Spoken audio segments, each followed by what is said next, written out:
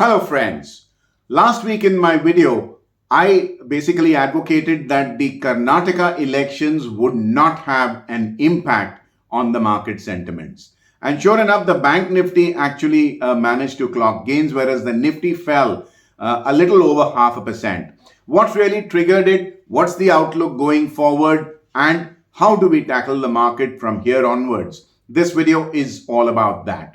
Let's dive right in, and on your screen right now is a market roundup window which tells you that the rally was led by the bank Nifty, which managed to gain a little bit, whereas the broader base Nifty 50 fell. The US dollar index clocked gains, which basically exerted pressure on emerging markets, including India. The fact that the USD INR also gained 53 basis points is a corroborative evidence of that. Gold fell because of a strong dollar, but silver managed to notch up a bit of gains. Crude oil.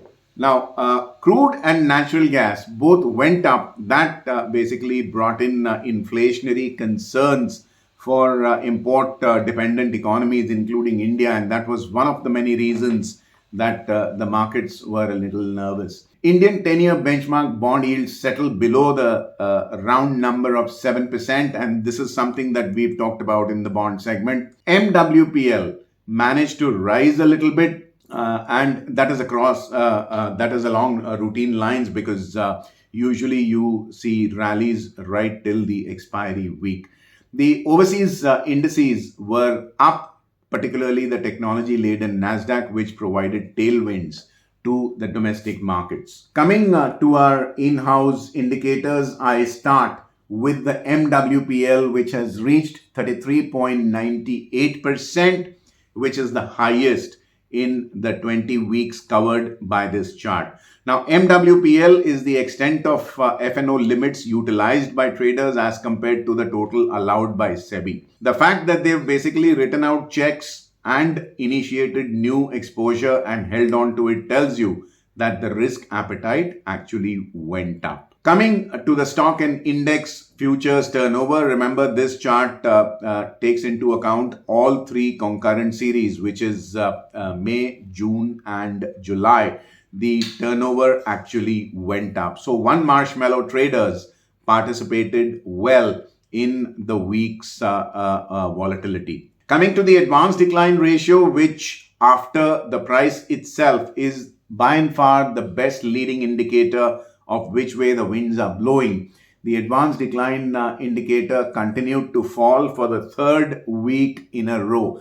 At 0.87, it indicates that for every 87 gaining shares, there were 100 losing shares. Now remember, this is the average of all 5 trading sessions of the week. But the fact that the advanced decline ratio was below 1 tells you that one Marshmallow traders lacked the high conviction to continue to buy at all levels. To that extent, short-term retail participation actually fell. Rising MWPL, on the other hand, tells you that buy and hold traders increased their footprint. So there's a divergence in the market. Now coming to the basis. Basis is nothing but the premium or discount prevalent in the future compared to spot. What we are seeing is that the basis of the Nifty rose from 18.6% to 22 points, which tells you that short covering was seen at lower levels. And the bank Nifty basis also rose, even though it remained in the negative. It remained inverted from minus 36.40 rupees in the prior week to 2.25 rupees in the last week.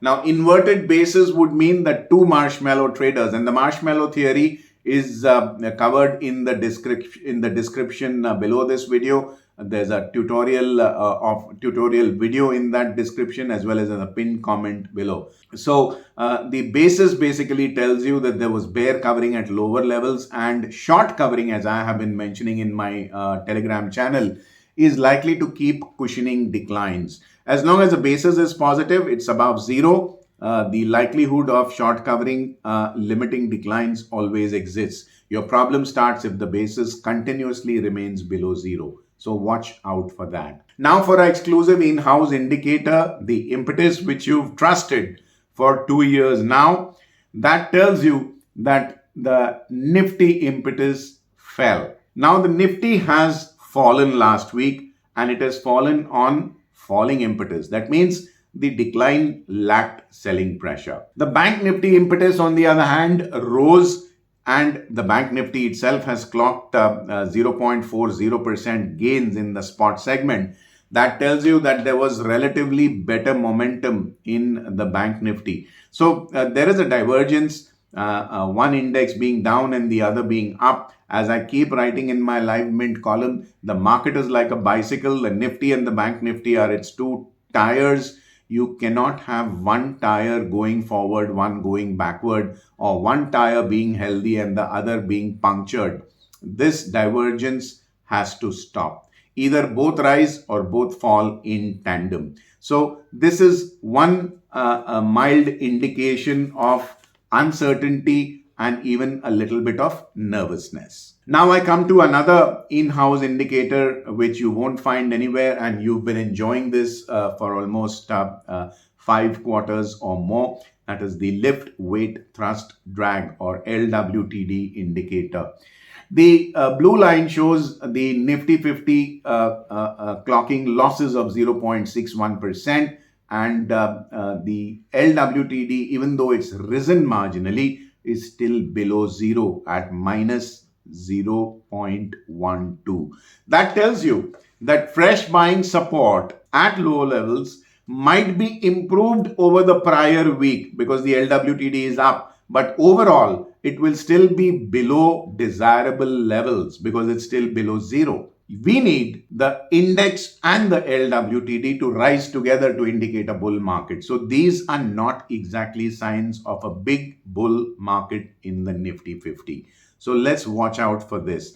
This indicator on a daily chart is something that I share across my social media channels. Do connect with me, particularly on Telegram, which contains the most amount of our data. Friends, the in-house indicators done, I now come to the bond market, and which forms the crux of our studies. And I have been ahead of the curve, ahead of the others, in telling you that the bond market is the fountainhead of money for all other asset classes. The Indian 10-year benchmark bond yield remains below the round number of 7.10% for the third consecutive week in a row, as the weekly chart on your screen indicates. That basically tells you that bond prices are up, which is why yields are down, and that gives you a mark-to-market profit for banks, which are the largest holder of bonds, which is why one of the reasons why the Bank Nifty is up is because of falling yields. Now, the RBI Monetary Policy Committee, or the MPC Committee, is meeting in the first week of June to consider interest rates. Ahead of the RBI meet, if bond yields continue to fall, this is the market's way of saying they are not expecting a rate hike, and maybe rates are going to be kept constant, or there is an off chance that the rate might even be cut. So let's watch the bond yields ahead of the MPC meet rather closely from here onwards. Like I've told my online family, I've stopped laddering the sovereign yields, and we've gone on to gilt funds. The names I'm going to provide you in our Telegram channel. So let's connect on our free Telegram channel at all. Friends, I now come to the Bank Nifty, which led the charge on the upside.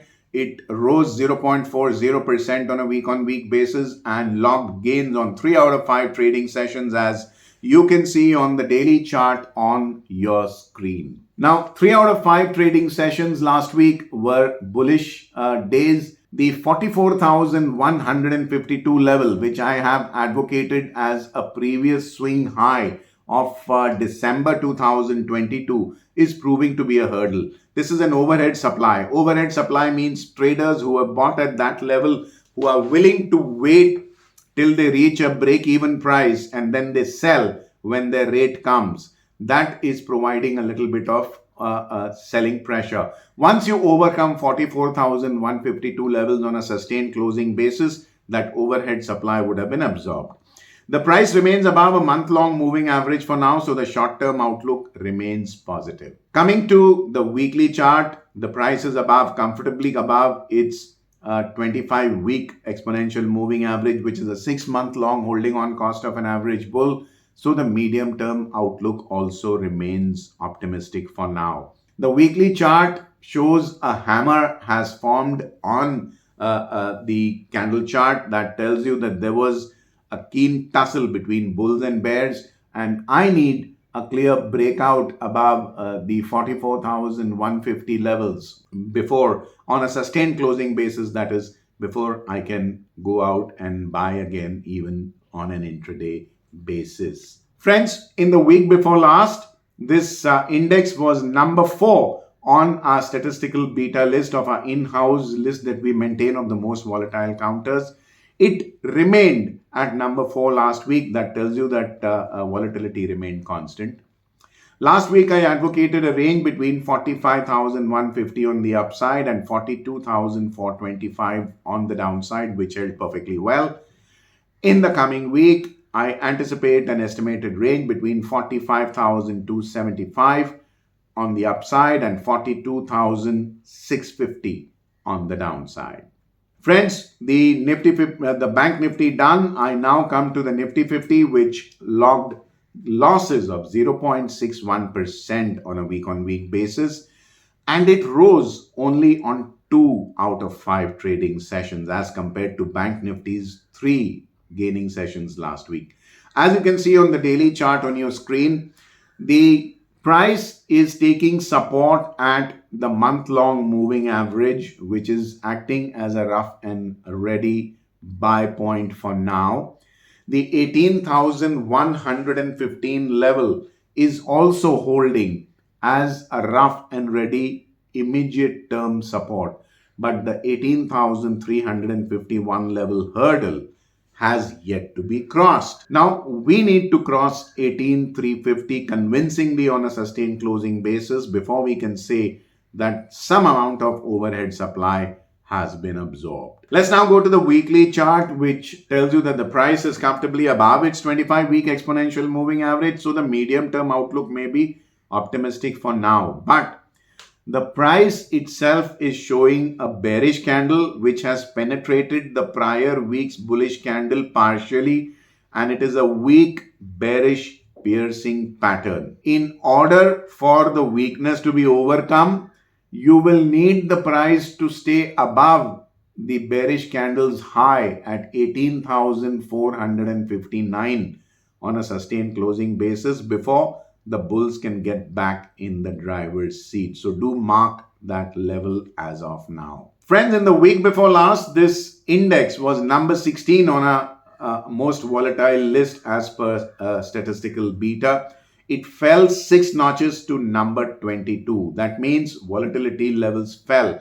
Not surprising, the intraday ranges were smaller, and besides, individual stocks showed higher volatility as compared to the Nifty, and therefore the Nifty's volatility ranking fell.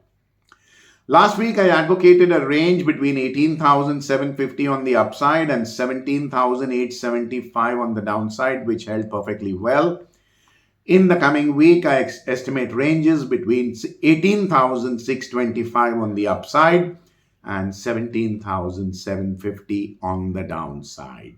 Friends, I now come to the last bit of statistical data analysis wherein I gauge the retail risk appetite by the virtue of which segment out of the 4, which is index futures, stock futures, index options, and stock options, which segment out of these 4 contributed how much to the total F&O turnover. The higher is the participation in higher risk instruments, which is stock futures and then index futures, the higher is the risk appetite. The higher is the participation in lower risk instruments, that is index options and stock options, the more defensive traders are. So last week, what we are seeing on your screen, index futures and stock futures turnover rose on a week-on-week basis on this chart, which is a 20-week period.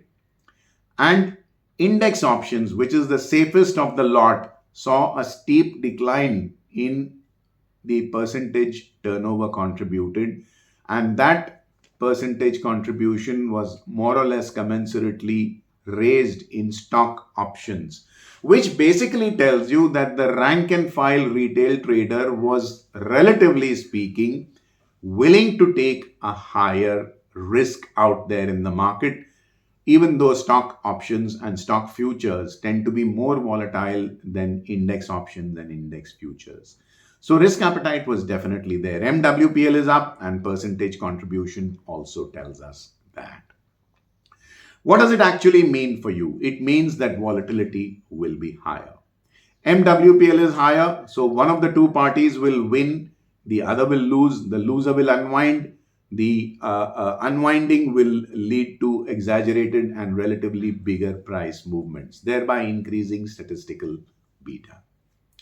Friends, I now share what I would do in the coming week as my trading strategy. Last week, I told you that I would concentrate on oil marketing companies, NBFCs, which are interest rate sensitives, and focus on public sector banks in the futures segment, which is a relatively higher risk strategy as compared to theta decay, which I had been talking about in the option segment so far. That paid off pretty well. All these three segments were more volatile than the broader markets, and you could have seen what happened. In the coming week, I would still seek scalping opportunities in the futures segment in public sector banks, along with metal stocks, which form cyclicals, because I'm seeing a lot of activity in metal prices on the international commodity markets. Same with non-banking financial companies, NBFCs. I would scalp in the direction whichever way the snapcoat window is basically dictating where the price is going as per the ATP, which is the average traded price vis-a-vis the LTQ, or the last traded quote. I have been advocating a divergence between oil and gas prices, which means there will be a disconnect between the percentage movement between oil and gas. And there you saw, even though last week gas prices moved in the same direction as oil, which is upwards, but gas rose a huge quantum more than oil prices. I expect this disconnect to continue. And as far as trade is concerned, I would basically seek short selling opportunities at higher levels. I'm not saying shut your eyes and short any and everywhere, but select your data point, your price points very well. For those who trade commodities and indices, I update pivot points, which are the finest you will find in the industry, for free on our free Telegram channel every day on daily, weekly, and monthly periods. So do take the help of those pivot levels. Also, even though I've stopped talking about a defensive tail risk hedge strategy in the USD INR, I think it may be time to start looking at a potential outsized move in the USD INR, because the currency market is now coming back to life and indicating some amount of nervousness where the rupee dollar peg is concerned. So let's be careful out there. We'll keep our ears to the ground and listen to the horse hooves of the approaching traders.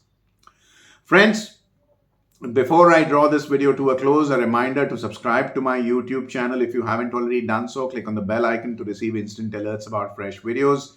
In the comment section, I'm always eager to hear how our videos are helping you become better traders. And help me reach out to fellow like-minded smart traders like yourselves by sharing my work with your online friends and family and social media groups. I thank you for being with me in this video. Till we meet again in my next. This is Vijay Bambani signing off for now. I wish you have a very, very profitable week ahead. Take care. Bye-bye.